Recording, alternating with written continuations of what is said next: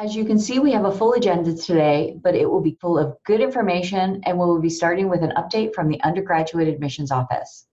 Following that, our staff will take you through an overview of the scholarship program and updates on the Alumni Scholars Club before diving into the 2019 freshman process. From there, we will let you know about additional opportunities because once the freshman process concludes, our work is not done. And finally, we will close with an opportunity for questions.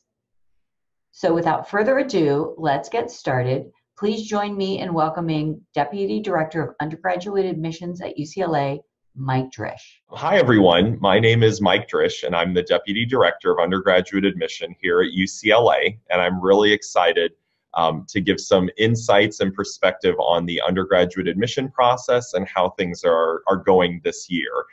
The first thing that I just have to say is thank you to all of you for the time and effort that goes into the reading of these scholarships. They make a big impact on whether or not students are ultimately choosing UCLA, and so the time and effort that you're putting into this, those of us in the undergraduate admissions office really appreciate everything that you do, and hopefully this quick update will give you a little bit of perspective on what we've been doing and seeing for the past few months. So that said, let's go ahead and dive right in. So the first thing is kind of what does undergraduate admissions constitute at UCLA? And the best way to frame this is fairly simple. There's a how and a what. The how of undergraduate admission is how we go about our process. And that is a holistic process, which means that we look at the entire person. So we're going well beyond the numbers, well beyond test scores and GPA. We're looking at everything that a student has shared in the UC application. The what is what we're actually able to use in the undergraduate admission process. So that's, can we use grades and rigor of curriculum? Can we use test scores, involvement or activities, impact that students have made in their community? The faculty at the University of California have come up with 14 comprehensive review criteria that each campus can choose to use 1, 2, or all 14. Here at UCLA, we use all 14. If you're curious what they are, you can just Google UC Comprehensive Review Factors, and you'll be able to see what all of those are. I listed a number of them now. So within the context of those 14 comprehensive review factors, the what, how we go about our process is a very time-intensive, holistic review of the application. And I'm going to outline a few highlights of that right now. The first is that obviously with the volume of applications we receive, the admissions office can't read these applications alone. We have over 250 outside readers. Many of those are college counselors, retired admissions staff, UCLA staff from across the campus, partners and alumni and other offices like that who are reading applications for us. And to ensure that everyone is reading in the same way, we do an extensive reader training to ensure this is a very reliable process. And many of our readers have been reading for us for 10 or 15 years, so there's some great continuity to that as well. No matter the volume of applications, every single application is read twice in their entirety by those professionally trained readers. So we do not run anything through a machine or a system. Nothing is scanned. Every application is read twice by an actual person. That's a commitment that UCLA has to all of those applicants who took the time and effort to apply and be considered for admission. When a reader goes through and reads that application holistically, they determine a score that's the basis upon which a student is ultimately admitted or denied. And the good news is one person obviously doesn't have complete control over the decision.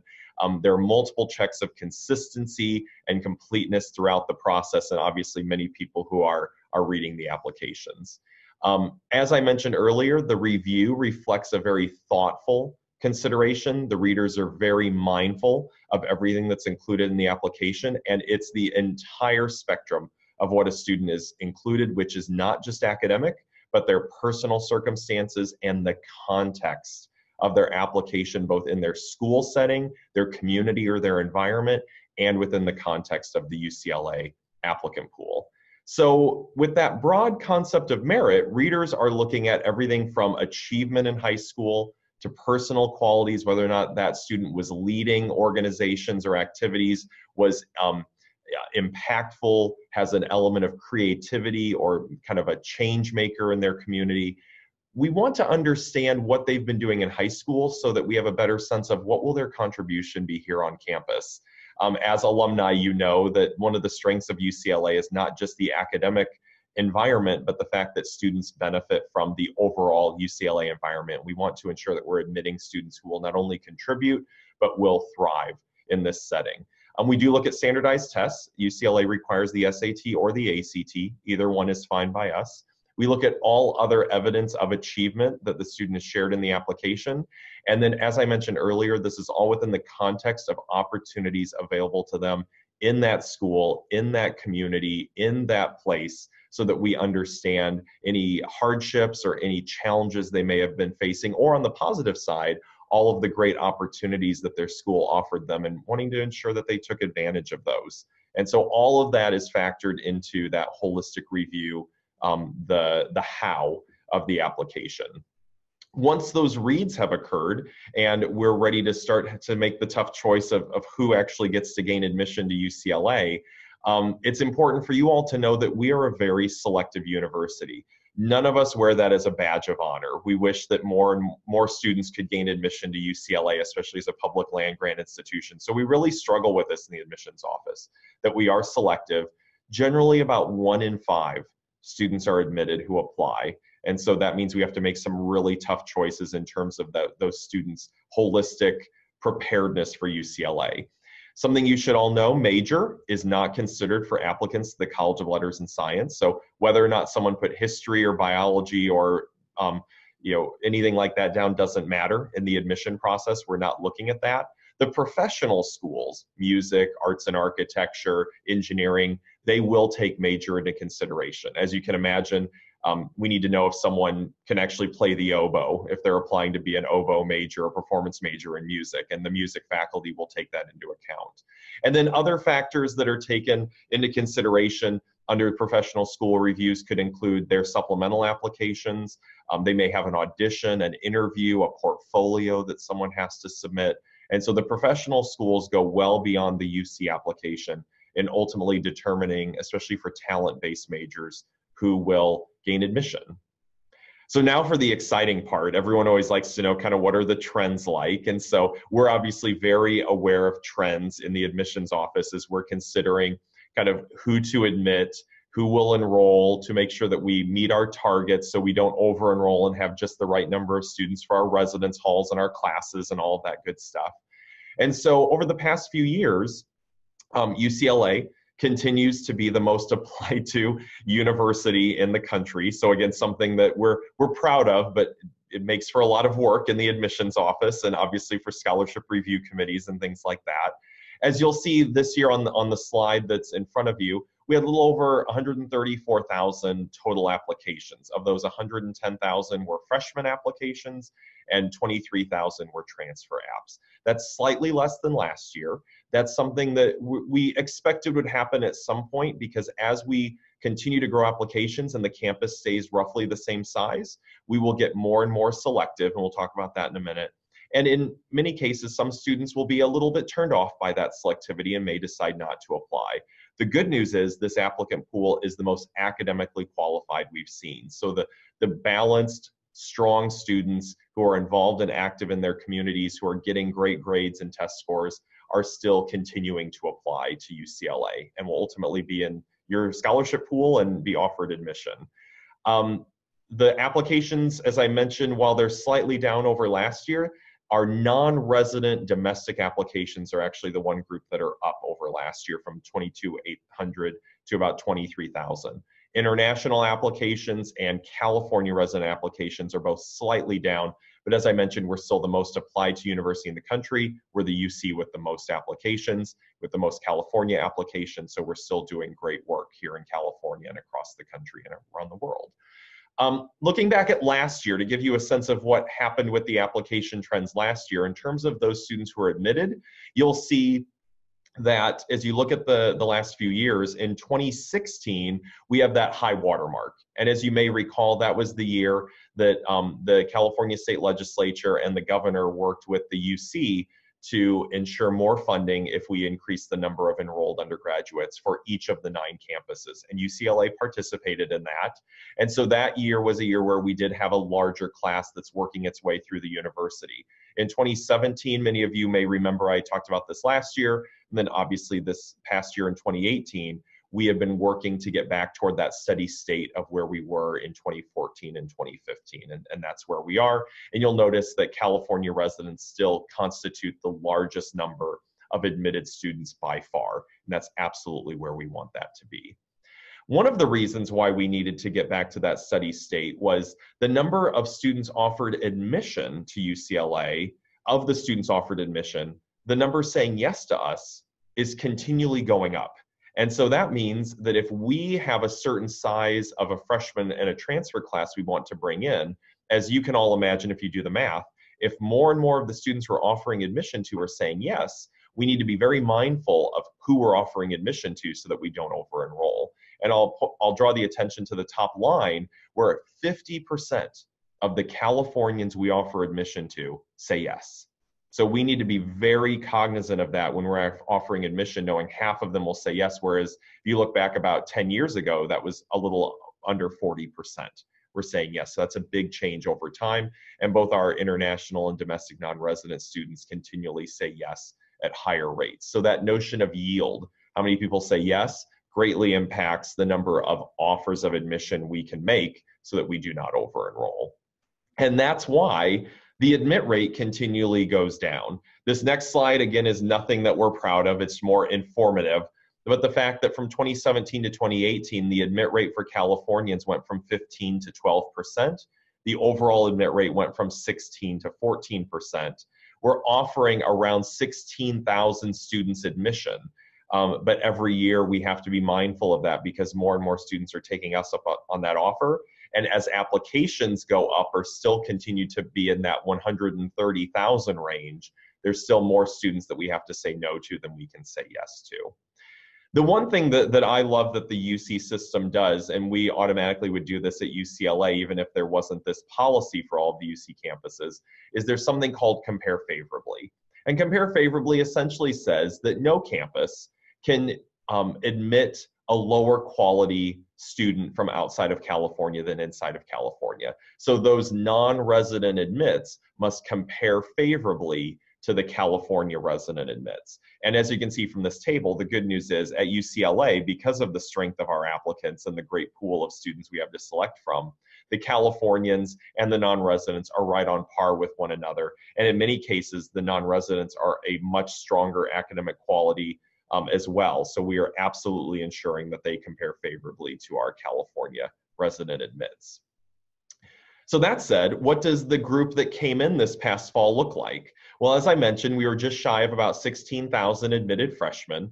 Of those admitted freshmen, you may remember that we are in California governed by Proposition 209, which says that we cannot use race, ethnicity, or gender in the admission or the selection process. And so without knowing the gender or race or ethnicity of students, when the dust settles, our admitted freshmen ended up being 57% female, 20% of them came from low-income backgrounds, and 21% of them were the first in their family to attend college. Those are some of the highest numbers of low-income and first-generation students of any university in the United States, but especially of the top 25 universities. UCLA leads the way in that manner, and we're very proud of that.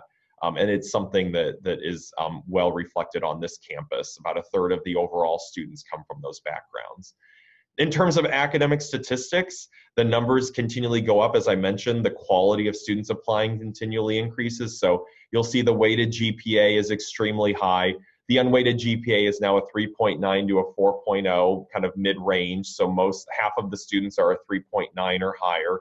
And then 25% of them have a 4.0, or 25% have a 3.8 or lower. The SAT middle 50% is a 1420 to a 1560. That's out of a 1600. And the ACT middle 50% was a 31 to a 35. The total is a 36. So on the testing front, on the academic performance front in school, the students applying and admitted to UCLA are performing very well. And these numbers are like I said, inching up slowly each year because the quality in the pool continually increases in the applicant pool. And students are taking very rigorous curriculums. The number of semesters that are honors or AP or international baccalaureate or whatever a school may define as kind of that advanced curriculum, continually that mid-range is students taking a significant number of semesters of courses in that area. So that's what the class looked like that came into UCLA this past fall quarter and is currently going through their first year. And so the past admission cycle, as I mentioned, a few highlights, we continue to be the most applied to university in the country, and we manage that process very well. A big thank you to all that you do to help ensure that some of those incredible students have a scholarship to make a UCLA offer of admission even more appealing. The quality continues to go up, and the class of 2018 continued the trend of a high level of diversity. We had the second highest number in UCLA history of African American and the third highest number of Chicano Latino students of any class in UCLA history last year. American Indian enrollment in the class this past fall was the highest since 1995. And the good news is the yield continues to increase from every underrepresented population, racial or ethnic, low income, first generation in their family to college, high income, high testers, strong academic performance. No matter how you slice the group, California residents, non-residents, the number of those students taking us up on our offer of admission continues to increase. So that's an overview of the undergraduate, excuse me, the undergraduate admission process, what this past cycle looked like, how we go about ultimately reading and selecting those students for admission. And thank you so much for all that you do to review applications and make some tough decisions for who ultimately will receive an alumni scholarship. It makes a big impact on those students saying yes to us, and so we couldn't do it without you. So enjoy the rest of your training and have fun reading. Thanks so much. We appreciate it from Undergraduate Admissions. Hi, my name is Kristine Werlinich. I'm Senior Director of Alumni Regional Networks, Bruin Recruitment, and the Alumni Scholarship Program. I want to introduce you to the scholarship team who you'll be working with through this process. Each team member has a unique role in moving the scholarship process forward. George Brown works directly with our students and manages the Alumni Scholars Club. You'll hear from him in a future segment and learn more about what all that entails. Jacob Sproul keeps things moving from behind the scene. You'll interact with him the most during this process. You will see him in a future segment on scoring the applications. Danielle Sork, who you will also work with a lot, works more on the technical side of the program. She is our expert on the new and exciting tool called AcademicWorks. You'll be working with her if you have issues with using or working with AcademicWorks or reading the applications, logging in, or submitting scores. She'll also be in a future segment on using AcademicWorks. And Anna Hamilton keeps us organized and makes sure our events are perfect in every way. I want to provide some history and context of the Alumni Scholars Program. In 1936, we awarded 2 scholarships for $150 each. Thus, the Alumni Scholars Program was born. 80+ years later, we fund 797 awards to students at $1.6 million in merit and need-based scholarships yearly. Annually, we add around 150 new scholars. What does Alumni Scholarship mean? This refers to any student who receives a scholarship from the Alumni Association. Each year, we add freshmen and transfer students. These students who receive the Alumni Scholarship have an added bonus of being part of the Alumni Scholars Club. The significant impact for this group of students is the prestige of being selected into this competitive program. This is where you, the volunteer, comes in by helping us choose these amazing students. The most unique benefit of the Alumni Scholars Club is the word alumni. No other student from campus has the opportunity and access to network with alumni like this group of students does. They build their alumni network as students. These students also have access to cutting-edge leadership development programming, including curriculum such as interview workshop, public speaking workshops, resume and writing critique, and the mentor program. All students on campus can have an alumni mentor. What is special for the Alumni Scholars Club students is they choose first which alumni they want as their mentor. They have early access, giving them another advantage. We help these students become stronger and more successful leaders. The Alumni Scholars Club has an executive board, which is comprised of 14 students who, with our office, plan and implement many activities for the club. Being part of the executive board also tweaks and refines their leadership skills. Another benefit is their access to additional need-based grants. The process you are reading for is to select students based on merit. This means that decisions are to be made based on a student's extracurricular involvement, volunteer work, and overall excellence inside and outside the classroom. You will learn more about how to assess an application later in the video, but it is important to note that we do not take into account the student's financial need or economic background as part of the application review process. We understand that many students do have additional need, especially as the cost of attending college continues to rise. So once selected as a scholar, if a student has an additional financial need, they may be rewarded an additional $5,000 in need-based grants per year, which is very impactful. I want to share with you important dates for the scholarship process and an overview of our selection timeline. The Alumni Scholarship Selection process is a three-part process consisting of an application review, phone interview, and for top scoring applicants, an opportunity to come to campus for national finals, a day of judged exercises where applicants will be awarded up to $20,000. Step one is the application reading. You will receive notice that the reading site is open probably around 8 p.m. on March 22nd after admissions notifications have gone out. The timeline of the Alumni Scholarship Selection process is always contingent upon the release of admissions decisions. In order to ensure that those decisions are confidential and that the effort of volunteers is best utilized, as in years past, we'll begin the work of reading applications immediately following the release of decisions. Scholarship application reading will take place from March 22nd through March 24th online via AcademicWorks, which you will hear about later. All scores should be submitted by 11:59 p.m. on March 24th. We will then reach out to the top 300 students to set up phone interviews for the weekend of March 30th and 31st. We'll be requesting volunteers for phone interviews very soon. After receiving the phone interview scoring sheets and calculating scores, we are then able to notify students no later of April 5th and let them know of their status in our application process and if they are receiving a scholarship or not. We'll then be able to also invite the top 20 recipients to attend national finals where they can receive even more scholarship funding. National finals is Friday, April 12th, the day before Bruin Day. We are committed to our mission of finalizing all awards decisions before Bruin Day, which is April 13th, so prospective students are able to fully engage with this special day of celebration and programming, knowing their complete financial aid package well in advance of the May 1st deadline for students to accept their offer of admission to UCLA. Hi, my name is Jacob Sproul, and I'm going to be talking to you today about the application scoring, and the rubric that you'll use to help you score the Alumni Scholarship applicants.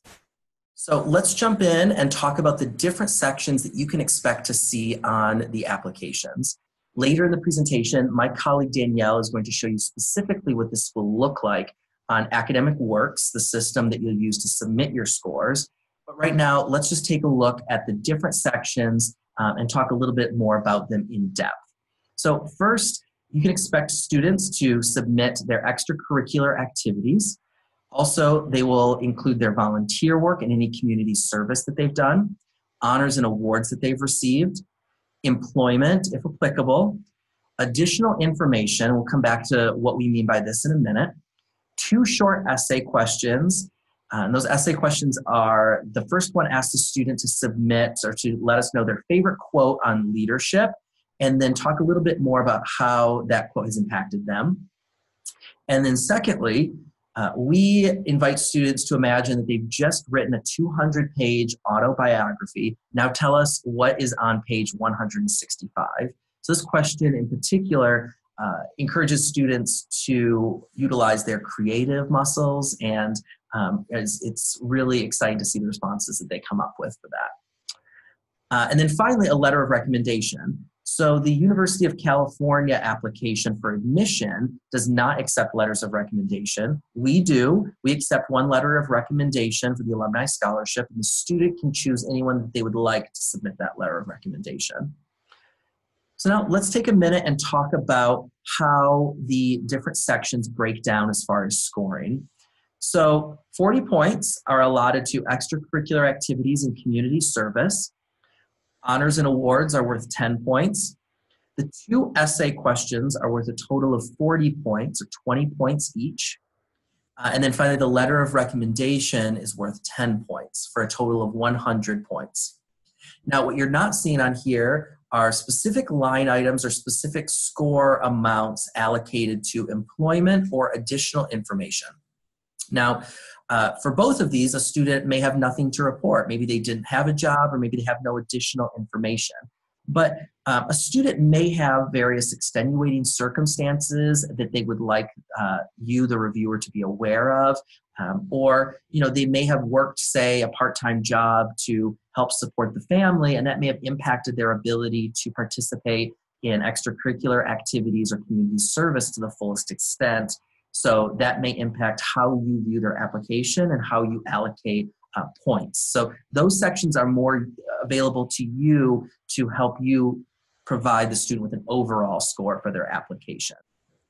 All right, now let's take a look at the rubric that you will be receiving. Now, you will receive this when we let you know via email that the application portal on AcademicWorks is available and open. So no need to screenshot this or come back to the specific moment in the presentation. And this rubric is really just a helpful tool for letting you know what we're looking for and helping you to develop your scoring methodologies for these individual criterias. So let's start by taking a look at extracurricular activities and community service. Here you're looking for depth of involvement. Student A may have been part of 2 organizations, but maybe they're the president of both of those organizations, whereas student B may have been involved in 6 organizations, but perhaps never took on a leadership role. So those are things to consider when looking at their individual applications.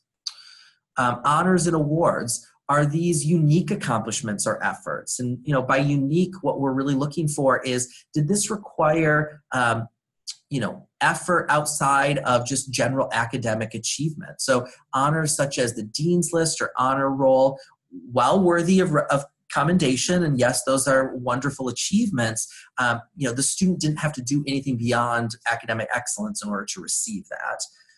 So something to consider there. The essay responses. So here you're looking for, are the essay responses thoughtful? Have they demonstrated a passion for leadership and service? Are their essay responses creative? And a student may mention obstacles or challenges that are significant to them. So that's something to keep in mind as well, to be keeping an eye out for in the essay responses. And then the letter of recommendation. So consider the source. Was the recommender really able to comment in depth on the applicant, or was the letter of recommendation more or less just a really nice letter, or maybe wasn't able to talk in great depth about that student? So that's something to consider. Was the quality of the letter strong? And keep in mind that if the letter that you are reading is not a particularly strong letter, this might speak to the student's judgment on who they're selecting as their recommender. So it may have been a last-minute request as well. So perhaps that might impact how you view their score for letter of recommendation. And on the right-hand side, you'll notice we've provided just some general criteria on how we define leadership, on both individual qualities and group leadership. And again, this is a merit-based scholarship program, so this is just designed to really help you to conceptualize the students' experiences as it pertains to their application for this alumni scholarship. So let's take a moment and go over some tips and tricks and things to keep in mind when reviewing these applications. So it's important to remain consistent in your scoring methodology. We want to let you know that all of our scores are normalized, so we don't do just an average because I may be what might be considered a tough scorer, and I may use maybe the full range of that 100-point spread, and a colleague of mine or a fellow volunteer may review applicants only using the top 20 points in the point spread. So it's important to know that your scores are only compared to the scoring methodology that you establish. So it's really compared against the other scores that you submit. It's important to utilize the glossary that we'll provide you for extracurricular activities and awards. So when we email you letting you know that the applications are available to begin reviewing, we will also provide you with a glossary for extracurricular activities and awards. There are so many extracurricular activities and awards available for students these days, and it can be overwhelming. You may never have heard of some of these clubs or extracurriculars that students are involved in. So we will provide you with a glossary of common activities that you will see. And this is the same glossary that UCLA Admissions uses as part of their application review for admission. So it's really complete. It's a really great tool. So I encourage you to utilize that. I also encourage you to take a look through all of your applications before sitting down and really scoring your first one. All the applicants might look pretty impressive at first glance, and they are impressive. UCLA admissions, the standard for admission to UCLA is pretty tough these days, as Mike shared earlier in the presentation. So by nature of applying for an alumni scholarship and being considered, these are the best of the best of the best students. So, it is tough what we're asking you to do as a volunteer. We are looking for you to really, really weed out and pick out the very best of the best. So take a look through all of your applications and get a sense of the full breadth of experience that the students bring to the table before beginning scoring. As I mentioned, keep an eye out for those extenuating circumstances. So a student may share something about their experience either in their essay questions, in those non-scored sections as part of the application, employment, and additional information that may impact how you score that student. The essay responses, we're really looking for thoughtful responses and responses that show that a student spent some time with this application. Are they using the essay responses as an opportunity to really enhance their application, or are they more or less just rehashing their various extracurricular activities, which isn't really adding anything new to their application? And then again, we're looking for depth and specificity in that letter of recommendation. So, if is it just a nice letter, and if so, that's great, and that might not hurt their overall application, but you can really tell when a student has a letter of recommendation that is in depth discussing their achievements and who they are as a person and what they hope to achieve. So really, read between the lines when it comes to that letter of recommendation. Hello everyone, my name is Danielle Sork, and I will be walking you through UCLA's new AcademicWorks system for prospective students. As this is a new system for 2019, this portion of training is for everyone, even if you are an experienced volunteer or have used the AcademicWorks system before. A little background on AcademicWorks: the university as a whole has switched over to the system as a way to house all campus scholarship opportunities in one place. This gives students a chance to apply for multiple opportunities with ease. We will be using the university's prospective student portal, specifically created for incoming freshmen and transfer students. AcademicWorks creates ease not only for students, but for reviewers as well. Reviewers now have the opportunity to access applications and read from anywhere. AcademicWorks can be used on a smartphone, iPad or tablet, laptop, desktop computer, and is compatible with all browsers. We're really excited to introduce you all to this new system, so with that, let's get started. First, I'm going to walk you through how everything looks before the review process opens. Later in the tutorial, I will show you how it will look once the process has opened. An invitation email to register your account will be sent from AcademicWorks to the email address you used on the volunteer registration form. This is the same email address we use for all volunteer communications. So if you have multiple email addresses, please check all of your accounts to verify which address you registered with. After invitation emails have been sent out, our office will also send an email reminder with more details. You can expect to receive these emails in mid-March. Although we are walking you through the system now, we ask that you do not create an account until we have advised you to do so, or until you have received the invitation email. Click the link in the invitation email and follow the instructions to register your account. You've registered and confirmed your account. You're signed in, and now you see this page. It will read, "You do not have any opportunities with open evaluations. Do not worry. This is normal and will change once the review period opens on the evening of March 22nd. An email from our office will also be sent out that evening as soon as the review process is open." Now I am going to walk you through the system as if the review period was open and you were actively reviewing applications. First step is signing in. Go to the prospective student portal sign-in page. We will provide the link to the sign-in page below in the description and in future emails. To make signing in easier throughout the weekend, we suggest bookmarking the page. Click the References and Reviewers tab to the right. The sign-in link will not automatically keep you in the References and Reviewers tab, so again, please make sure that every time you sign in, you are using the correct tab. Once you sign in, you will land on the reviewer dashboard. You will see a list of opportunities you have been asked to review. In this case, you will only see the UCLA Freshman Alumni Scholarship. You will also see the review period. For demonstration purposes, this date is incorrect and will show March 22nd to March 24th later on.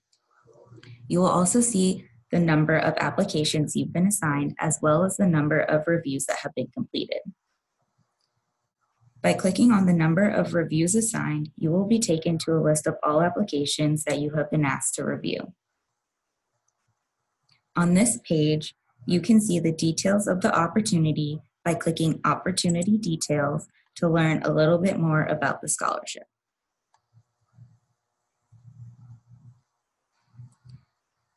To close this description, just hit Hide Details.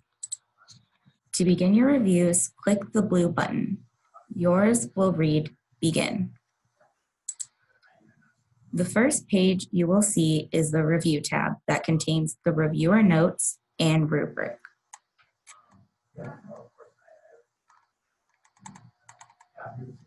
We will go through how to score in more detail later on. On the Application tab, you will see the application itself.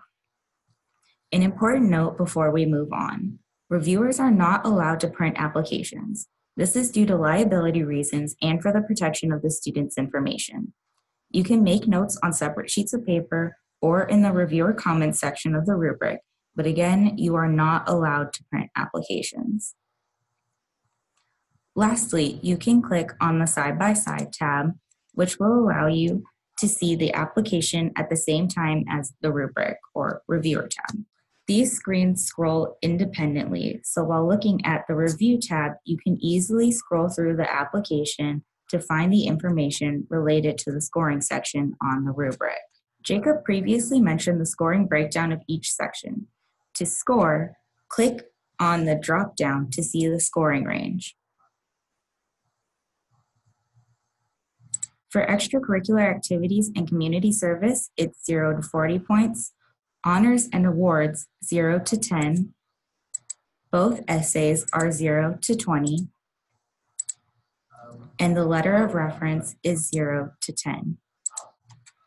For the letter of reference, please scroll to the bottom of the application, click on the hyperlinked reference's name, and a new tab will open. In this tab, you will need to hit View Document.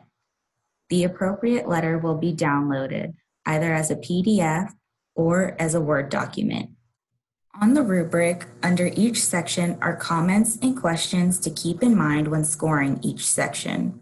Click Show More to reveal them, and Show Less to hide. These are also on the PDF of the rubric that Jacob had previously previewed. Once you've completed your review, you can click Submit. You must answer any questions with asterisks in order to submit your review. After clicking Submit, you will automatically be taken to the next application. While completing your reviews, you can save your scores at any time and come back to them at a later time.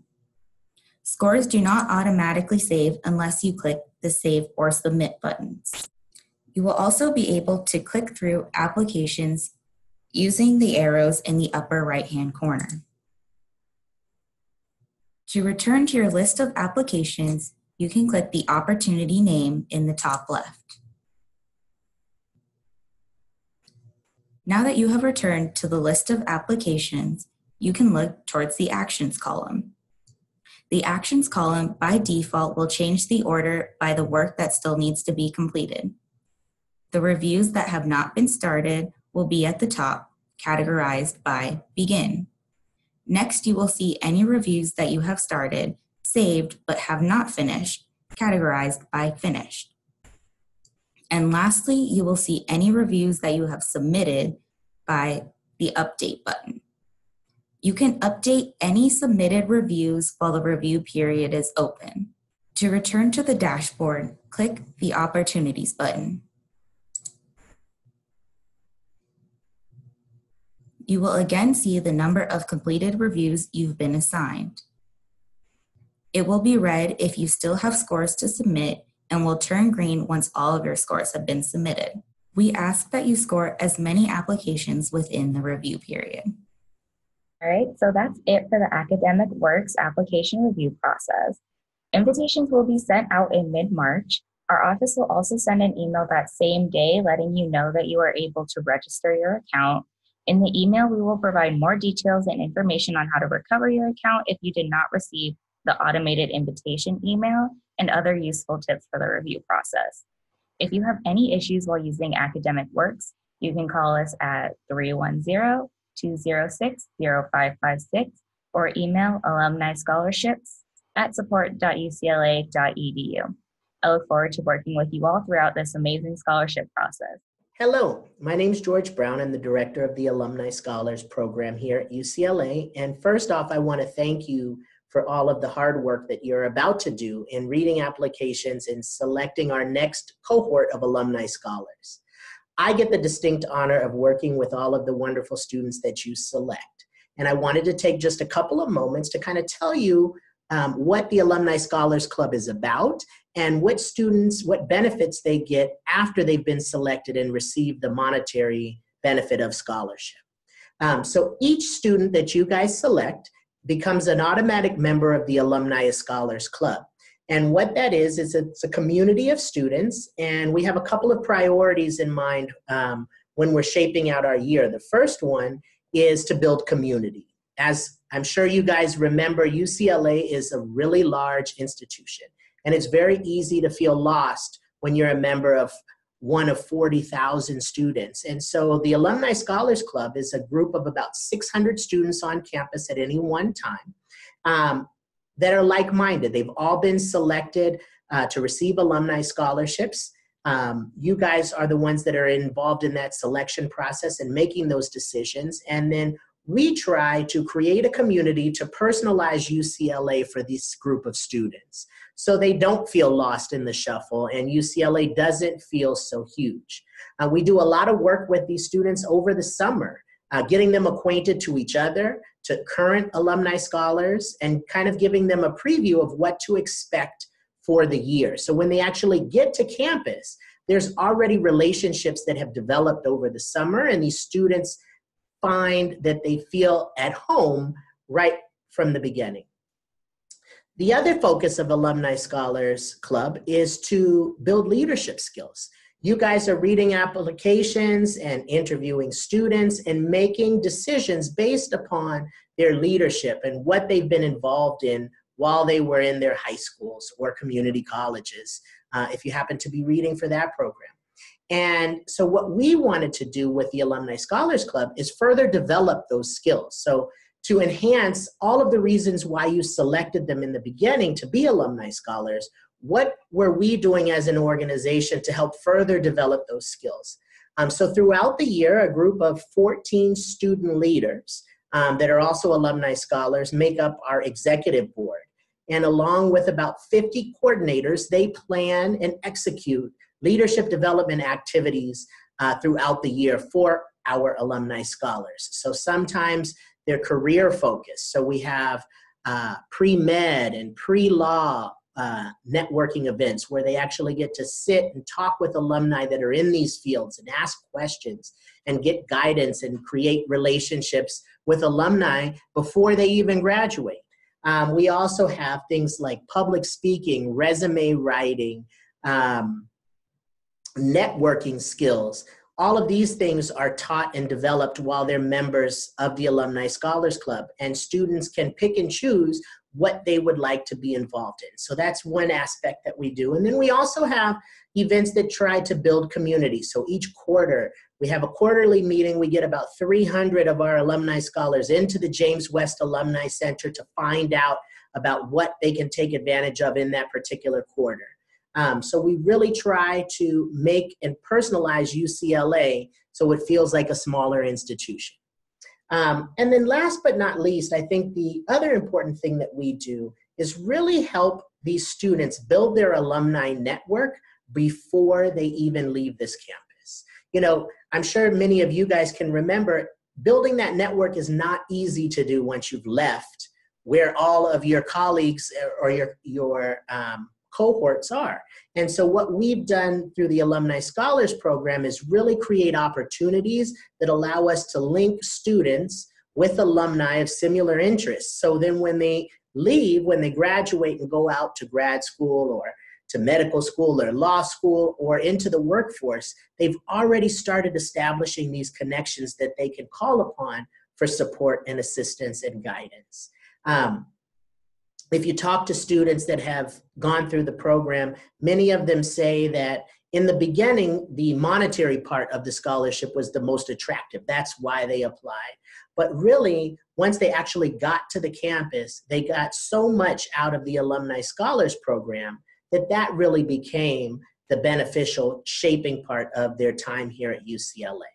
And I encourage you, there are going to be many opportunities throughout the year where you'll be able to actually interact and take part and engage with these students.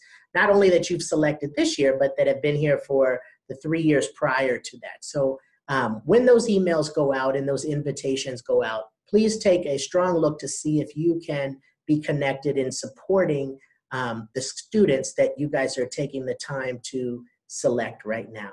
I'm always available. My email address is gbrown@support.ucla.edu.